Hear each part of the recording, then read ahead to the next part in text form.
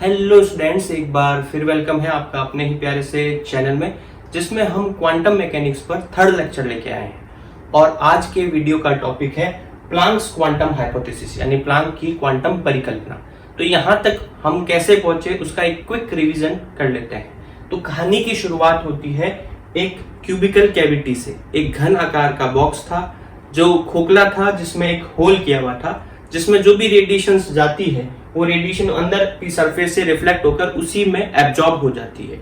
इसलिए इसको perfect black body माना जा सकता है। इसको गर्म करने पर ये वापस रेडिएशन एमिट करता है, और जो ये रेडिएशन एमिट करता है उसकी वेवलेंथ 0 से लेकर इनफाइनाइट कुछ भी हो सकती है। मतलब डिफरेंट डिफरेंट काइंड की ये वेवलेंथ एमिट करता है। जब डिफरेंट डिफरेंट काइंड की वेवलेंथ की एमिशन पावर और वेवलेंथ के बीच में ग्राफ प्लॉट किया गया, मतलब हर एक वेवलेंथ के लिए एमिशन पावर को मेजर किया गया और वेवलेंथ के साथ उसका ग्राफ प्लॉट किया गया, तो ये ग्राफ कुछ इस तरह से आया।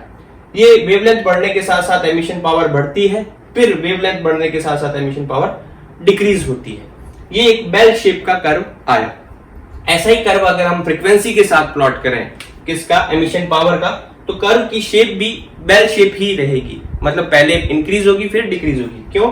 क्योंकि जो फ्रीक्वेंसी है वो होती है c/λ, इसका जस्ट इनवर्स होती है। ठीक है, तो इस कर्व को अगर हम अपोजिट डायरेक्शन में प्लॉट करें तो देखो जैसे जैसे यहाँ पर वेवलेंथ इंक्रीज हो रही है वैसे वैसे फ्रीक्वेंसी जो है वो क्या हो रही है, डिक्रीज हो रही है। तो फ्रीक्वेंसी डिक्रीज होने पर क्या होगा, एमिशन पावर इंक्रीज होगी। ठीक है, फिर आगे क्या होगा, फ्रीक्वेंसी डिक्रीज होने पर एमिशन पावर डिक्रीज होगी। तो ये इसी तरह का कर्व आएगा। ठीक है, तो ये कर्व को एक्सप्लेन करने के लिए सबसे पहले ट्राई किसने किया, सबसे पहले ट्राई किया रेले जीन्स ने। रेले जीन्स ने कैसे एक्सप्लेन करने की कोशिश की, उन्होंने माना कि ये जो क्यूबिकल बॉक्स है इसके अंदर इलेक्ट्रोमैग्नेटिक वेव बनती है, यानी विद्युत चुंबकीय तरंगे बनती है, और वो तरंगे लगातार इसकी दीवारों से टकराती है और स्टेशनरी वेव बनाती है, यानी कि अप्रगामी तरंगे बनाती है। ठीक है, तो इसके अंदर स्टेशनरी वेव बन रही है। वो स्टेशनरी वेव का नंबर ऑफ मोड्स हमने पिछले लेक्चर में कैलकुलेट किए थे कि नंबर ऑफ मोड्स इतने आते हैं। ठीक है, 8π/c³ ये किस में आते हैं, यूनिट वॉल्यूम में, यानी एकांक आयतन में जो कंपन की विधाएं हैं वो इतनी आती है। ठीक है, और फिर रेले जीन्स ने जो है एनर्जी को कंटिन्यूस मानकर ये बताया कि इनके पास में जो एनर्जी होगी, एक मोड के पास में जो एनर्जी होगी वो kT होगी। वो kT उन्होंने कैसे निकाली, मैक्सवेल बोल्ट्जमैन स्टैटिस्टिक्स को फॉलो करते हुए। पिछले लेक्चर में सीधा हमने इसको लिखा था कि kT होगी, यहां हम समझने की कोशिश करते हैं कि kT उन्होंने निकाली कैसे थी। ठीक है, तो उन्होंने मैक्सवेल बोल्ट्जमैन सांख्यिकी का यूज किया, जिसके अकॉर्डिंग किसी पर्टिकुलर एनर्जी में कितने नंबर ऑफ पार्टिकल्स हो सकते हैं उसको निकालने का तरीका ये होता है। मान लो किसी ई एनर्जी के हमें पार्टिकल्स कैलकुलेट करने के कितने हैं, तो n बराबर में होगा n0e⁻⁻e/kT। तो ये शो कर रहा है जैसे जैसे एनर्जी बढ़ेगी नंबर ऑफ पार्टिकल्स डिक्रीज होते जाएंगे। अब हमने कहा कि ये नंबर ऑफ मोड्स में एवरेज एनर्जी निकालनी है और एनर्जी को कंटिन्यूस माना, तो उन्होंने कहा कि अगर ई एनर्जी के कितने पार्टिकल हो सकते हैं, n0e⁻⁻e/kT पार्टिकल हो सकते हैं, तो उनकी टोटल एनर्जी कितनी हो जाएगी। तो एक की एनर्जी ई है और ऐसे पार्टिकल कितने हैं, इतने हैं। तो टोटल एनर्जी निकालने के लिए हमने क्या किया, दोनों को मल्टीप्लाई कर दिया। लेकिन अब ई तो कंटिन्यूअसली वेरी कर रहा है, इसलिए हमने इसको इंटीग्रेट कर दिया, मतलब जोड़ दिया। ऐसी एनर्जीज को हमने जोड़ दिया, किसके रेस्पेक्ट में जोड़ दिया, एनर्जी के रेस्पेक्ट में जोड़ दिया। और वैल्यू कहां से कहां तक चेंज हो रही है, 0 to इनफाइनाइट। तो ये इंटीग्रेशन हमें बता रहा है टोटल एनर्जी की टर्म को, और अपॉन में हमने टोटल नंबर ऑफ पार्टिकल्स निकाल लिए। तो नंबर ऑफ पार्टिकल्स कैसे निकलता है, n0e⁻⁻e/kT, और इसको हमने इंटीग्रेट कर दिया एनर्जी के टर्म में। ठीक है, अब आप दोनों इंटीग्रेशन को जब सॉल्व करोगे, मैथ के स्टूडेंट है आप, इनको सॉल्व करोगे, ऊपर वाले इंटीग्रेशन को इंटीग्रेशन बाय पार्ट्स, यानी first function into second function मानकर आप इसको सॉल्व करोगे, और नीचे वाले इंटीग्रेशन को सॉल्व करोगे तो आपके पास ये रिजल्ट आएंगे। ऊपर वाले का रिजल्ट आएगा kT², नीचे वाले का रिजल्ट आएगा kT। इसको जब सॉल्व करने पर हमारे पास आंसर आ जाएगा kT, यानी कि ये जो एवरेज एनर्जी kT आई वो एनर्जी को कंटिन्यूअस मान के आई। यहां मैं ये इस बात पे जोर देना चाहूंगा। ठीक है, इसके बेसिस पे उन्होंने एनर्जी डेंसिटी निकाली। एनर्जी डेंसिटी कैसे निकाली भाई, एकांक आयतन में जो है हमारे पास नंबर ऑफ मोड्स पता है और एवरेज एनर्जी हमें पता है। ठीक है, तो ये नंबर ऑफ मोड्स है और एवरेज एनर्जी इतनी, इन दोनों को मल्टीप्लाई कर देंगे तो ये एनर्जी डेंसिटी हो जाएगी। ठीक है, यानी कि ऊर्जा घनत्व हो जाएगा। और एमिशन पावर अगर इससे निकालना है, यानी कि उत्सर्जन क्षमता अगर निकालनी हो, तो इसको c/4 से मल्टीप्लाई कर देते हैं। तो ये पूरा सॉल्व करने पर हमारे पास ये रिजल्ट आया, ठीक है। इनको इससे मल्टीप्लाई किया तो ये रिजल्ट आया। तो ये रिजल्ट ये शो कर रहा है कि जो एमिशन पावर है वो फ्रीक्वेंसी के स्क्वायर के प्रोपोर्शनल होना चाहिए। तो ये रिलेशन कुछ y बराबर में x स्क्वायर वाला रिलेशन बना। तो y बराबर में x स्क्वायर रिलेशन का मतलब कि इनके बीच में ग्राफ जो है, ई न्यू और न्यू के बीच में ग्राफ जो है वो कैसा आना चाहिए, पैराबोला आना चाहिए। तो ये जो ग्राफ आ रहा है वो कुछ इस तरह से आना चाहिए था, इसके अकॉर्डिंग, रेले जीन्स के अकॉर्डिंग, ठीक है। लेकिन वो आ कैसा रहा है, बेल शेप कर्व आ रहा है, ठीक है। तो यानी कि रेले जीन्स का जो फॉर्मूला है वो केवल लो फ्रीक्वेंसी के रीजन पे काम कर रहा है, वो एक्सपेरिमेंट के साथ में मैच कर रहा है। हाई फ्रीक्वेंसी पर वो एक्सपेरिमेंट के साथ में मैच नहीं कर रहा, यानी कि इस फॉर्मूले में कुछ करेक्शन की जरूरत है। तो वो करेक्शन किसने किया, प्लांक ने किया। कैसे किया, इसको स्टेप बाय स्टेप समझ। प्लांक ने ये कहा कि जो एनर्जी का ये फॉर्मूला आ रहा है इसमें नंबर ऑफ मोड्स से उन्हें कोई प्रॉब्लम नहीं है, नंबर ऑफ मोड्स जो निकाले हैं वो सही निकाले हुए हैं, उसकी वजह से ही जो है लो फ्रीक्वेंसी पर ये डेटा मैच कर रहा है। उन्हें दिक्कत थी कि जो एवरेज एनर्जी की टर्म निकाली हुई है केटी, ये एवरेज एनर्जी की टर्म केटी हमेशा नहीं होनी चाहिए। उन्हें लगा कि ग्राफ में जो ग्राफ हमें शो कर रहा है उस ग्राफ में आप देखें कि लोअर फ्रीक्वेंसी पर तो ये एवरेज एनर्जी केटी हो तो ये ग्राफ के साथ मैच कर जाता है, लेकिन हायर एनर्जी पर जो एवरेज एनर्जी होनी चाहिए वो 0 होनी चाहिए, ठीक है। तो उन्होंने कंक्लूजन निकाला कि जब फ्रीक्वेंसी बहुत कम हो तो एवरेज एनर्जी जो बनेगी वो केटी बनेगी, और जब फ्रीक्वेंसी जब बहुत ज्यादा हो तो एवरेज एनर्जी 0 होनी चाहिए। यानी कि ये जो एवरेज एनर्जी जो है वो फ्रीक्वेंसी पर डिपेंड करनी चाहिए, उनके दिमाग में ये था, ठीक है। तो उन्होंने इसके लेकर उन्होंने कहा कि भाई यहाँ एवरेज एनर्जी की टर्म जो है वो हमें करेक्ट करनी पड़ेगी, उसके बाद सारा कुछ सही हो। तो प्लांक ने जो फॉर्मूले में सुधार करना चाहा तो उन्होंने कॉन्सेंट्रेट किया एवरेज एनर्जी के फॉर्मूले में, ठीक है। तो एवरेज एनर्जी के फॉर्मूले में सुधार करने के लिए उन्होंने एक रेवोल्यूशनरी कॉन्सेप्ट दिया। क्या कॉन्सेप्ट दिया, उन्होंने कहा कि एनर्जी जब जो हम अब तक कंटिन्यूस मानते आ रहे हैं वो कंटिन्यूस नहीं होकर डिस्क्रीट है। डिस्क्रीट का मतलब ये हो गया कि वो किसी मिनिमम वैल्यू के इंटीग्रल मल्टीपल में ही लिखी जा सकती है, मतलब न्यूनतम मान के पूर्ण गुणज में ही लिखी जा सकती है। तो उन्होंने माना Planck assume that energy is integral multiple of minimum value मतलब एक न्यूनतम मान के पूर्ण गुणज में लिखी जा सकती है। तो उन्होंने मान लिया कि एनर्जी या तो E होगी या 2E होगी या 3E होगी या NE होगी, ठीक है। उन्होंने कहा कि जो भी यहाँ पर एनर्जी होगी वो NE के टर्म में लिखी जा सकती है, जहां N की वैल्यू जो है वो 0 से लेकर इनफाइनाइट तक कुछ भी हो सकती है, लेकिन इंटीजर नंबर में, ठीक है। तो प्लांक ने ऐसा माना कि ये जो कैविटी की दीवारें हैं वो दीवारें पर जो एटम है वो एटम एज ए ऑसिलेटर है, दोलक है, वो ऑसिलेट कर रहे हैं और ऑसिलेट करते हुए वो एनर्जी एमिट कर रहे हैं, और जो एनर्जी निकलेगी वो एनर्जी हमेशा जो है या तो E एनर्जी निकलेगी या 2E एनर्जी निकलेगी या 3E एनर्जी निकलेगी या NE एनर्जी निकलेगी, मतलब एक मिनिमम नंबर का इंटीग्रल मल्टीपल निकलेगी। और इसके बेसिस पे उन्होंने जो है वो एवरेज एनर्जी निकालने की कोशिश की, ठीक है। तो उन्होंने भी मैक्सवेल बोल्ट्जमैन स्टैटिस्टिक का यूज किया। तो मैक्सवेल बोल्ट्जमैन स्टैटिस्टिक्स के अकॉर्डिंग किसी पर्टिकुलर एनर्जी के कितने नंबर ऑफ पार्टिकल हो सकते हैं, वो हो सकते हैं माइनस का E/kT, n बराबर में n0 माइनस का E/kT, ठीक है। तो इस बेसिस पे उन्होंने एवरेज एनर्जी निकालने की कोशिश की। तो एवरेज एनर्जी जो है वो कैसे आएगी, total energy upon number of particles, ठीक है। तो टोटल एनर्जी कैसे निकलेगी, आप देखो, हम कह रहे हैं कि किसी पर्टिकुलर एनर्जी E के जो है कितने नंबर ऑफ पार्टिकल्स हो सकते हैं, n नंबर ऑफ पार्टिकल्स हो सकते हैं, मतलब एक पार्टिकल की एनर्जी E है और ऐसे कितने पार्टिकल है, n पार्टिकल है, तो उनकी एनर्जी मिलाकर कितनी हो जाएगी, Ne, ठीक है। और यहां आप देखें कि ये E जो है वो n पे डिपेंड है, स्मॉल n पे डिपेंड है, इसलिए इसको En लिख देते हैं, ठीक है। और ये नंबर भी क्या है, एनर्जी पे डिपेंड है, तो इसको Nn लिख देते हैं, तो हम लिख देते हैं इसको Nn। तो किसी पर्टिकुलर एनर्जी En के कितने पार्टिकल है, Nn पार्टिकल है, तो उनकी मिलाकर एनर्जी क्या हो जाएगी, En into Nn। यहाँ n वेरी करेगा, n की वैल्यू जो है वो 0 1 2 3 कुछ भी हो सकती है, तो यहाँ n वेरिएबल है, ठीक है। तो हम यहाँ पर साथ में क्या लगा देते हैं, समीशन लगा देते हैं। n की वैल्यू जो है वो कहां से कहां तक वेरी करेगी, 0 टू इनफाइनाइट, ठीक है। तो ये टोटल एनर्जी आ गई। अपॉन में हम क्या करते हैं, टोटल नंबर ऑफ पार्टिकल्स करते हैं, तो टोटल नंबर ऑफ पार्टिकल्स क्या हो जाएंगे, nn का समीशन करते हैं, n equals to 0 to infinite, ठीक है। तो ये इस तरह से हम क्या कर सकते हैं, एवरेज एनर्जी निकाल सकते हैं। तो आप गौर करें कि जैसे हमने एनर्जी को जो है डिस्क्रीट माना, तो ये यहाँ पर जो पहले हम इंटीग्रेशन का साइन लगा रहे थे एवरेज एनर्जी निकालने के लिए, उसकी जगह हम समीशन का साइन लगाने लगे। बाकी फॉर्मूला वही है जो हमने रिलेजेंस में लगाया था, ठीक है। बस इंटीग्रेशन की जगह पर क्या आ गया, समीशन आ गया। अब आप देखें कि यहाँ पर En की वैल्यू रखें, तो En की वैल्यू क्या होगी, Ne, और Nn की वैल्यू क्या होगी, n0 e की power minus En upon kt। En की जगह पर आ जाएगा Ne अपॉन kt, अपॉन में summation n equals to 0 to infinite n0 e की power minus Ne upon kt, ठीक है। क्लियर है यहाँ तक, स्क्रीनशॉट ले लो इसका।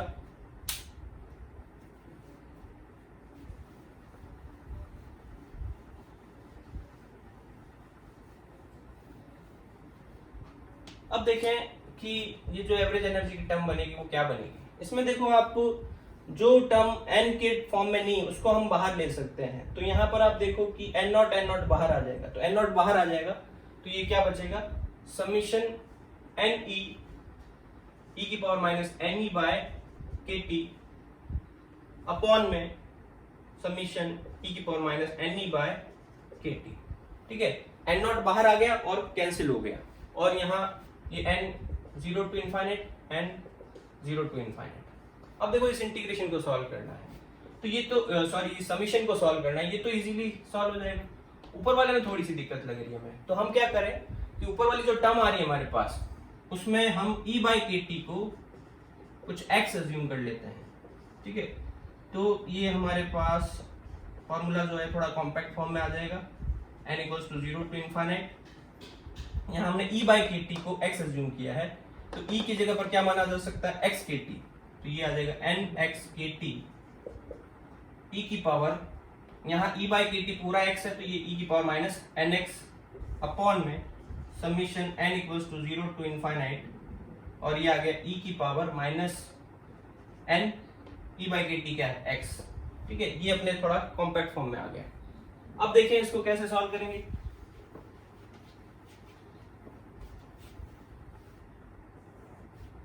देखो यहाँ पर समीशन n के रेस्पेक्ट में हो रहा है, तो यहाँ n के अलावा जो भी टर्म है उसको हम समीशन के बाहर ले सकते हैं, तो ये x kt पूरा बाहर आ जाएगा, ठीक है। तो ये x kt बाहर आ गए, यहाँ summation n equals to 0 to infinite और e की पावर माइनस nx मल्टीप्लाई में n, अपॉन में क्या आ रहा है, अपॉन में summation n equals to 0 to infinite e की पावर माइनस nx आ रहा है, ठीक है।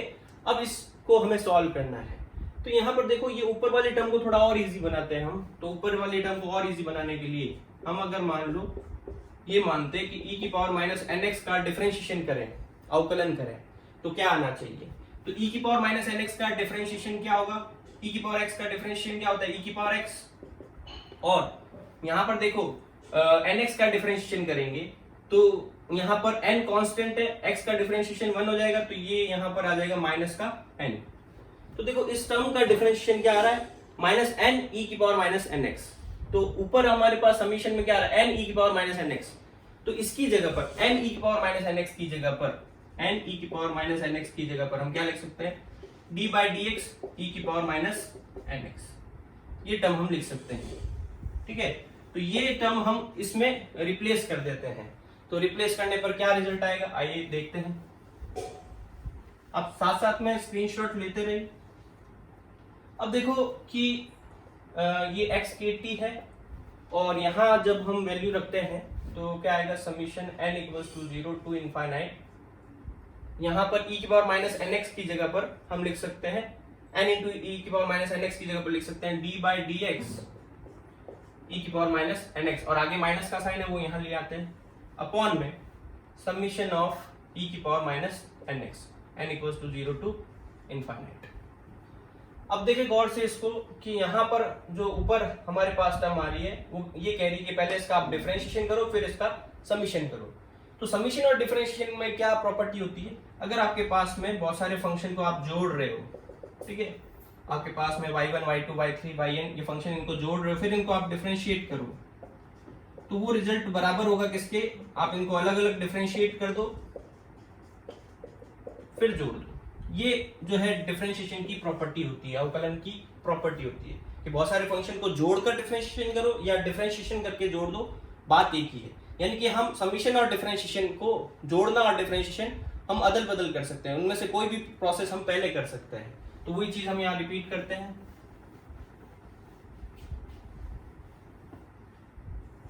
तो हम यहाँ पर क्या करते हैं, ये एक्स के टी पड़ा है, माइनस का एक्स के टी पड़ा है, ठीक है, हम यहाँ डिफरेंशिएशन जो है वो पहले लिख देते हैं, समीशन बाद में लिख देते हैं। तो d by d x summation e की power minus n x n equals to 0 to infinite upon में d summation n equals to 0 to infinite e की पावर माइनस एन एक्स, ठीक है। तो अब हमें अगर इसको सॉल्व करना है तो हमें केवल ये समीशन सॉल्व करना है। तो समीशन ई की पावर माइनस एन एक्स जो है वो क्या हो जाएगा, N equals to 0 to infinite. अगर हम इसको सॉल्व करें तो एन 0 रखेंगे तो 1, एन 1 रखेंगे तो ई की पावर माइनस एक्स, ई की पावर माइनस 2x, ऐसे करते हुए इनफाइनाइट टर्म्स आ रही है। तो आप देखो, ये गौर से देखो, ये क्या बन रही है, ये एक जीपी बन रही है, ज्योमेट्रिकल प्रोग्रेशन बन रही है, ठीक है, गुणोत्तर श्रेणी बन रही है। तो गुणोत्तर श्रेणी की इनफाइनाइट टर्म्स को जोड़ने का फॉर्मूला क्या होता है, a अपॉन 1 माइनस आर। इसका a कितना है, 1 है, r यानी कॉमन रेशियो कितना है, इसको किससे मल्टीप्लाई करेंगे, e की पावर माइनस एक्स, इसको किससे मल्टीप्लाई करेंगे, e की पावर माइनस एक्स। तो कॉमन रेशियो यहाँ पर क्या है, e की पावर माइनस एक्स। तो यहाँ पर ये बन जाएगा 1 अपॉन 1 माइनस आर की जगह पर e की पावर माइनस एक्स। तो ये हमने जो है ये समीशन निकाल लिया। इस समीशन की वैल्यू इसमें रख देते हैं, रिजल्ट क्या आता है देखते हैं।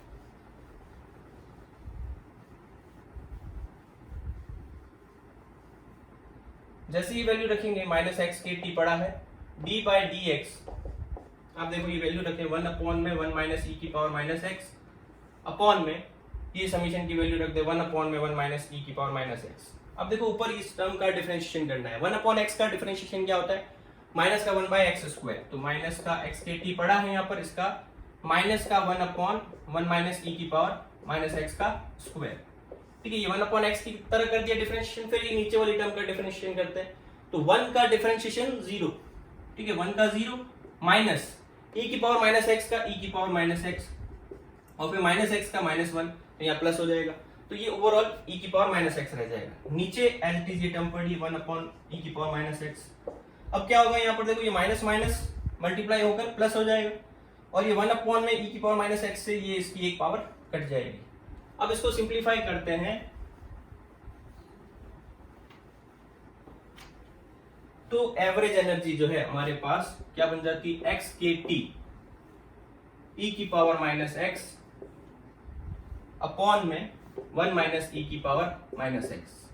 अब देखो ई की पावर माइनस एक्स को 1 अपॉन ई की पावर एक्स लिख सकते हैं, तो ये एक्स के टी, ये 1 अपॉन में ई की पावर एक्स 1 माइनस ई की पावर माइनस एक्स, अंदर मल्टीप्लाई कर दें तो एक्स के टी ई की पावर एक्स माइनस 1, ये हमारे पास क्या आ गया, एवरेज एनर्जी का फॉर्मूला आ गया। यहाँ हमने x किसकी जगह पर माना था, x माना था E अपॉन के टी की जगह पर, ठीक है।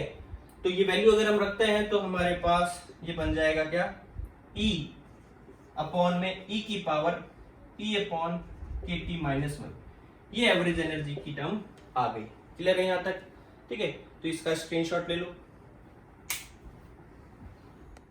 तो प्लांक ने जब एनर्जी को क्वांटाइज माना और क्वांटाइज मानकर एवरेज एनर्जी का कैलकुलेशन किया तो एवरेज एनर्जी आ गई ई एवरेज बराबर में ई अपॉन में ई की पावर ई बाय के टी माइनस 1, ये एवरेज एनर्जी आई, ठीक है। यानी कि यहाँ पर एवरेज एनर्जी के टी नहीं आ रही, एवरेज एनर्जी जो है वो एक सिंगल मिनिमम वैल्यू ई के ऊपर डिपेंड कर रही है, ठीक है। फिर अब उन्होंने ग्राफ से जो है डेटा मैच करने की कोशिश की। तो ग्राफ क्या आ रहा है, ग्राफ में यहां पर हम देख रहे हैं कि मिनिमम फ्रीक्वेंसी के लिए, लो फ्रीक्वेंसी के लिए, एट लो फ्रीक्वेंसी जो एवरेज एनर्जी होनी चाहिए वो केटी होनी चाहिए, और हाई फ्रीक्वेंसी, देखो फ्रीक्वेंसी जब 0 की तरफ है तो एवरेज एनर्जी केटी होनी चाहिए, और फ्रीक्वेंसी जब हाई है तो एवरेज एनर्जी 0 होनी चाहिए। ठीक है, तो इसमें देखा कि अगर E को 0 करते हैं, E टेंड्स टू 0 करते हैं इस फंक्शन में, E टेंड्स टू 0 करने पर हमारे पास एवरेज एनर्जी क्या आती है, एवरेज एनर्जी जो आएगी, E टेंड्स टू 0 करो आप, तो E टेंड्स टू 0 मतलब एनर्जी बहुत कम है, एनर्जी बहुत कम है, तो उस केस में क्या होगा कि E की पावर x जो है, E की पावर x को सीधा सीधा 1 प्लस x लिख सकते हैं, ठीक है। तो यहाँ पर ये E पड़ा है, इसकी जगह पर 1 प्लस x लिख सकते हैं, तो 1 प्लस E बाय kt लिख सकते हैं, माइनस 1 से 1 कट गया, ठीक है। अब आप देखो कि ये kt ऊपर चला जाएगा, तो kt ऊपर चला जाएगा, E से E कट जाएगा, तो ये एवरेज एनर्जी कितनी आएगी, kt, यानी E टेंड्स टू 0 हो तो एवरेज एनर्जी kt आती है, ठीक है। E tends to infinite, E tends to infinite का मतलब ये वैल्यू बहुत ज्यादा है, ये वैल्यू बहुत ज्यादा है, तो उसके कंपैरेटिवली 1 को हम नेग्लेक्ट कर सकते हैं। ये एनर्जी ज्यादा है E की पावर में, ये एनर्जी काफी ज्यादा है, तो 1 को नेग्लेक्ट कर सकते हैं, तो एवरेज एनर्जी की जो टर्म बनेगी वो क्या बनेगी, यहाँ पर E अपॉन में E की पावर E बाय kt, इस 1 को हमने नेग्लेक्ट कर दिया, ये ऊपर चला जाएगा, ठीक है। तो E मल्टीप्लाई में माइनस में E की power minus E power kt, ठीक है, ये आ रही है टर्म, और E टेंड्स टू इनफाइनाइट है, तो ये इनफाइनाइट अगर करेंगे तो E की पावर माइनस इनफाइनाइट कितनी हो जाएगी, 0 हो जाएगी, ठीक है। तो ये जो एवरेज एनर्जी का फॉर्मूला निकाला वो ये कहता है कि E अगर टेंड्स टू 0 है तो kt आता है, E टेंड्स टू इनफाइनाइट है तो 0 आता है, और ग्राफ से जो रिजल्ट आ रहा है वो ये कह रहा है कि फ्रीक्वेंसी टेंड्स टू 0 है तो kt आता है, फ्रीक्वेंसी टेंड्स टू इनफाइनाइट है तो 0 आती है एवरेज एनर्जी। तो इसका मतलब ये जो फ्रीक्वेंसी है और ये जो मिनिमम एनर्जी, इनके बीच में कुछ रिलेशन होना चाहिए, ये दोनों एक जैसा रिजल्ट शो कर रहे हैं, आप देखो दोनों एक जैसा रिजल्ट शो कर रहे हैं, इसका मतलब जो एनर्जी है, ये मिनिमम एनर्जी, ये फ्रीक्वेंसी के डायरेक्टली प्रोपोर्शनल होनी चाहिए, समानुपाती होनी चाहिए, दोनों एक साथ बढ़ रहे हैं, एक साथ डिक्रीज हो रहे हैं, ठीक है। तो यहाँ प्रोपोर्शनल का साइन हटाते हैं तो कांस्टेंट आ जाता है h, और यही प्लांक का जो है हाइपोथेसिस था कि जो एनर्जी क्वांटाइज तो होती है, लेकिन वो एनर्जी जो है फ्रीक्वेंसी के डायरेक्टली प्रोपोर्शनल होती है, प्रोपोर्शनल का साइन हटाया, ये कांस्टेंट आया, इस कांस्टेंट की वैल्यू होती है 6.62 into 10 raised to power minus 34 joule second, इसे बाद में नाम दिया गया प्लांक्स कांस्टेंट, ठीक है।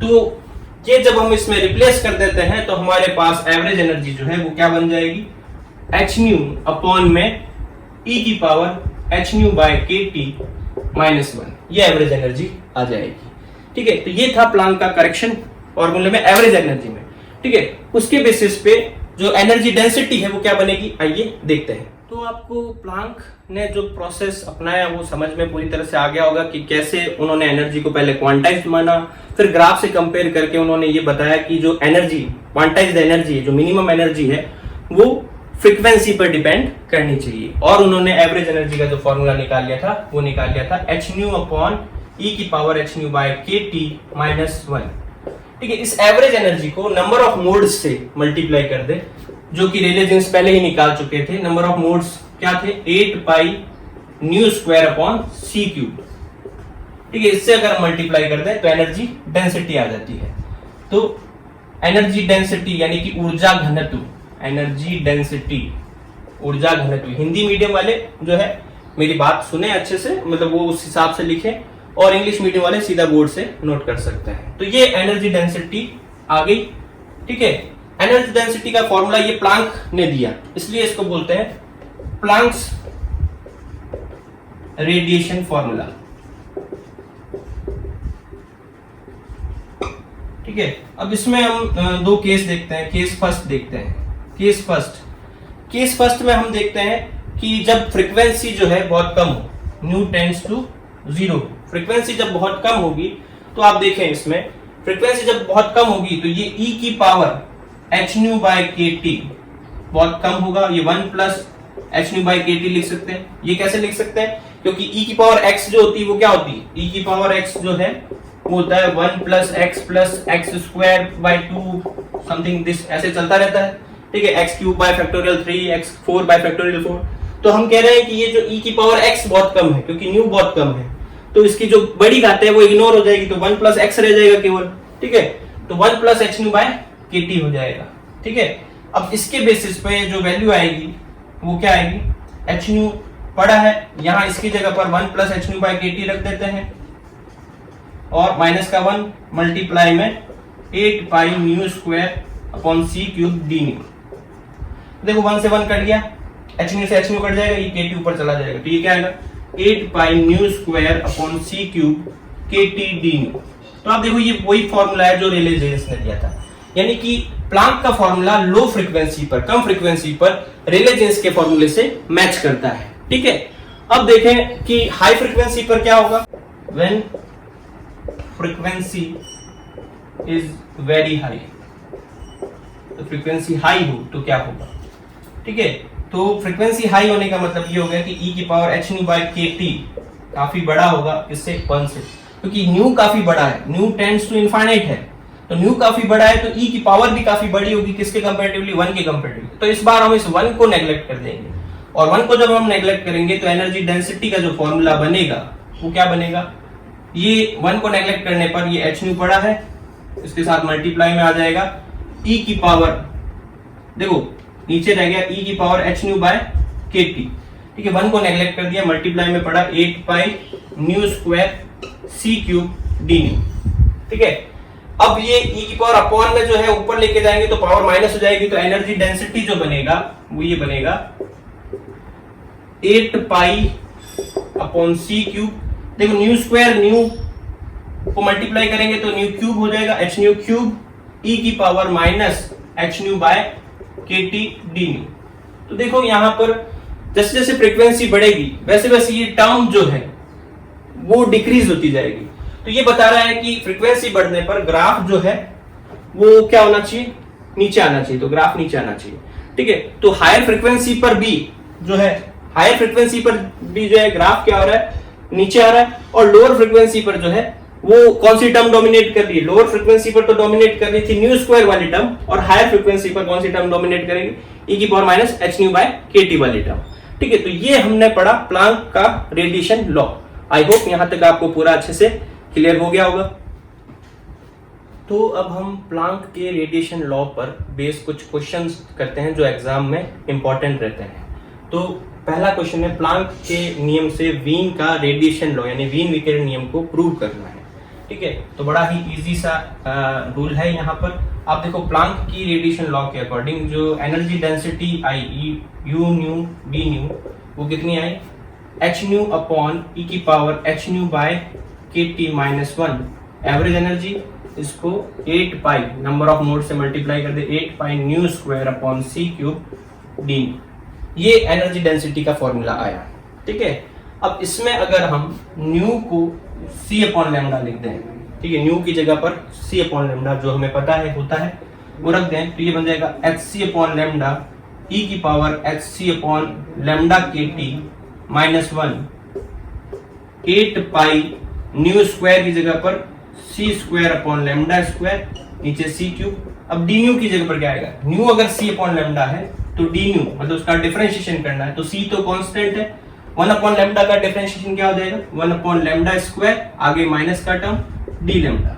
ठीक है, तो डी न्यू की जगह पर आ जाएगा माइनस का सी अपॉन में lambda square D lambda. Minus sign केवल ये शो कर रहा है कि लैम्डा बढ़ने के साथ साथ डी न्यू डिक्रीज हो रहा है, तो वो हम यहाँ नीचे शो नहीं करते, माइनस साइन नहीं रखते, हमें केवल मॉड वैल्यू रखनी है। तो अब इसको सॉल्व करें अगर हम, तो ऊपर देखो ये सी स्क्वायर और सी सी क्यूब हो जाएगा, और सी क्यूब से सी क्यूब कट जाएगा, नीचे लैम्डा स्क्वायर मल्टीप्लाई होकर लैम्डा 4 हो जाएगा। ठीक है, तो ये जो फॉर्मूला बनेगा वो कुछ इस तरह से बनेगा, h c by lambda upon e की power h c by lambda k t minus 1 multiply में 8 pi upon lambda 4 d lambda. ये फॉर्मूला बन रहा है हमारे पास। ठीक है, तो वीन विकिरण नियम, वीन का रेडिएशन लॉ क्या होता है। वीन विकिरण नियम देखो, ये जो ग्राफ एक्सप्लेन करने के लिए 2 लोगों ने ट्राई किया था, एक रेले जीन्स ने, एक वीन ने। रेले जीन्स का जो कॉन्सेप्ट है वो अप्लाई होता है लो फ्रीक्वेंसी के लिए, और जबकि वीन का जो फॉर्मूला आया था वो हाई फ्रीक्वेंसी पर काम कर रहा था, मतलब फ्रीक्वेंसी की वैल्यू ज्यादा हो और फ्रीक्वेंसी ज्यादा होगा तो लैम्डा कम होगा, तो मतलब लोअर लैम्डा के लिए आता है काम वीन रेडिएशन लॉ।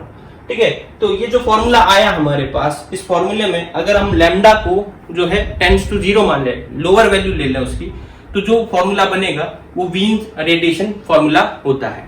ठीक है, आइए देखते हैं क्या बनता है, ये इस फॉर्मूले में लैम्डा टेंड्स टू 0 कर दें। देखो लैम्डा टेंड्स टू 0 करेंगे तो यू लैम्डा डी लैम्डा, देखो हमारा लैम्डा में कन्वर्ट हो गया U lambda D lambda, lambda tends to 0।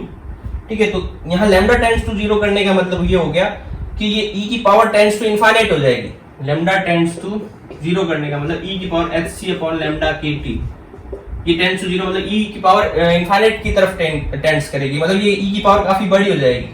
किससे काफी बड़ी हो जाएगी, 1 के कंपैरेटिवली काफी बड़ी हो जाएगी। इस 1 को नेग्लेक्ट कर देंगे, इस 1 को जैसे ही नेग्लेक्ट करेंगे तो हमारे पास क्या फॉर्मूला बनेगा, hc बाय लैम्डा, और ये लैम्डा 4 पहले से पढ़ा है तो लैम्डा 5, ठीक है, 8 पाई रख देते हैं, और ये जो e की पावर है वो 1 के कंपैरेटिवली ज्यादा है तो 1 को नेग्लेक्ट कर देते हैं, तो e की पावर अपॉन में रह जाएगी, e की power hc upon lambda kt, और ये ऊपर चली जाएगी। ठीक है, तो ये h pi hc upon lambda 5 e की power minus hc upon lambda kt, ये हमारे पास u lambda D lambda curve आ गया। ठीक है, तो ये जो है लॉ जो है वो क्या कहलाता है, वीन रेडिएशन लॉ। ठीक है, क्लियर है। तो नेक्स्ट क्वेश्चन जो है वो आपके लिए पहला असाइनमेंट है। असाइनमेंट क्या है, आपको स्टीफन बोल्ट्जमैन लॉ को डिराइव करना है, उसका फॉर्मूला डिराइव करना है। ये फॉर्मूला क्या है स्टीफन बोल्ट्जमैन लॉ का, कि जो टोटल एमिशन पावर होती है, कोई भी ब्लैक बॉडी जो टोटल एमिशन पावर होती है उसकी, वो उसके एब्सोल्यूट टेम्परेचर के 4th पावर के प्रोपोर्शनल होती है, यानी कि उसके परम ताप के चतुर्थ घात के समानुपाती होती है। यहाँ सिग्मा जो है कांस्टेंट है, जिसे स्टीफन कांस्टेंट कहा जाता है। ठीक है, तो ये आपको फॉर्मूला डिराइव करना है प्लांक के रेडिएशन लॉ से। ठीक है, तो इसकी हिंट मैं आपको दे देता हूँ। प्लांक का रेडिएशन लॉ जो है वो वेवलेंथ के ऑर्डर में लिखें, वेवलेंथ के क्रम में लिखें तो ये आता है। ठीक है, जो भी हमने अभी थोड़ी देर पहले निकाला भी था। ठीक है, तो 8 पाई hc अपॉन लैम्डा की पावर 5 ये फॉर्मूला आता है। ठीक है, अगर ये u लैम्डा यहाँ पर क्या शो कर रहा है, किसी एक पर्टिकुलर वेवलेंथ लैम्डा के लिए एनर्जी डेंसिटी को शो कर रहा है। हमें अगर पूरी जो रेडिएशंस निकल रही है उनकी टोटल एनर्जी डेंसिटी निकालनी है, तो टोटल निकालने के लिए क्या करेंगे, ऐसी सारी एनर्जी डेंसिटी को हम क्या कर लेंगे, ऐड कर लेंगे। और हम इंटीग्रेशन किसके रेस्पेक्ट में कर रहे हैं, ऐड करने का मतलब इंटीग्रेशन करना, तो इंटीग्रेशन किसके रेस्पेक्ट में कर रहे हैं, हम लैम्डा के रेस्पेक्ट में। लैम्डा हमारा 0 टू इनफाइनाइट चेंज हो रहा है। ठीक है, तो हमें इसको इंटीग्रेट करना है 0 टू इनफाइनाइट। उसमें हम क्या अज्यूम कर लेंगे, hc अपॉन लैम्डा kt को x मान के आप इंटीग्रेट करें। ठीक है, और उस इंटीग्रेशन में आप एक ये चीज ध्यान रखें कि ये एक स्टैंडर्ड इंटीग्रल है कि 0 टू इनफाइनाइट अगर हम x क्यूब अपॉन e की पावर x माइनस 1 का इंटीग्रेशन करते हैं तो उसकी वैल्यू आती है पाई की पावर 4 अपॉन 15, ये आता है। ठीक है, तो इस इंटीग्रेशन को सॉल्व करोगे आपके पास u की वैल्यू आ जाएगी, u को c बाय 4 से मल्टीप्लाई करोगे तो आपके पास टोटल एमिशन पावर आ जाएगी। तो आपको प्रूव करना है कि total emission power sigma T4 होगी। ठीक है, मैंने आपको लगभग हिंट दे दी है, आप इसको सॉल्व करें और आंसर जो है मुझे व्हाट्सएप ग्रुप में भेजें। आपका नेक्स्ट असाइनमेंट है कि आपको प्लांक रेडिएशन फॉर्मूले से वीन का डिस्प्लेसमेंट लॉ प्रूव करना है, यानी कि वीन का विस्थापन नियम सिद्ध करना है। ठीक है, तो वीन का डिस्प्लेसमेंट लॉ क्या था कि इस ग्राफ में जैसे जैसे हम टेम्परेचर बढ़ाते हैं तो ग्राफ जो है वो पीछे की तरफ शिफ्ट होता जाता है। ठीक है, ये पीछे की तरफ शिफ्ट होने का मतलब ये हो गया कि जो इसकी लैम्डा m है वो टेम्परेचर के इनवर्सली प्रोपोर्शनल होती है, यानी कि वीन डिस्प्लेसमेंट लॉ ये कहता है कि lambda m inversely proportional to temperature, या यूं कहते हैं कि लैम्डा m इनटू t जो है वो कोई कांस्टेंट के बराबर होगा। तो ये आपको प्रूव करना है। ठीक है, तो यहाँ लैम्डा m क्या है, लैम्डा m का मतलब हो गया कि जिस वेवलेंथ के लिए एनर्जी जो है वो मैक्सिमम है उसको हम लैम्डा m कहते हैं। ठीक है, तो ये एनर्जी का फॉर्मूला है। अब आपको इसको मैक्सिमम बनाना है, तो मैक्सिमम बनाने के लिए आपको क्या करना पड़ेगा, इसका लैम्डा के रेस्पेक्ट में डिफरेंशिएशन करना पड़ेगा, और वो डिफरेंशिएशन जब 0 के बराबर में आएगा तो ये एनर्जी मैक्सिमम होगी। ठीक है, इस दौरान आपको मैं जो हिंट दे रहा हूँ ये कि आप इस नंबर को जब आप मैक्सिमम मानते हो लैम्डा को, तो hc upon lambda m kt को x मान सकते हो, और उससे आपके पास में कुछ इस तरह की इक्वेशन बनेगी। उस इक्वेशन का सॉल्यूशन ये आएगा।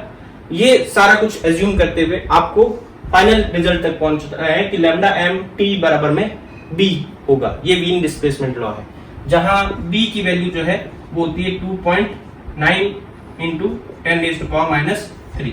ठीक है, तो करें ये दोनों असाइनमेंट और भेजें मुझे व्हाट्सएप ग्रुप पे।